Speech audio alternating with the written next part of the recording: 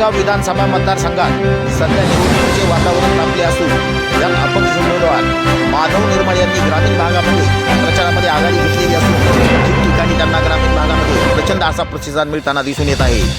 त्यामुळे येणाऱ्या निवडणुकीमध्ये अपक्ष उमेदवार माधव निर्मळ यांचा विजय निश्चित असल्याचे मतदारसंघातील मतदारातून बोलले जात आहे।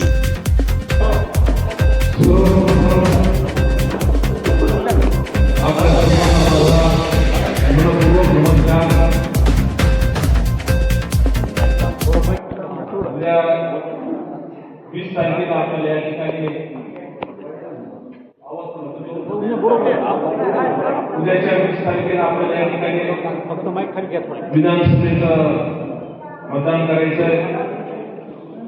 या विधानसभेच्या होऊ घातलेल्या निवडणुकीच्या प्रचारात आज आपण ही बैठक या ठिकाणी संपन्न करतो।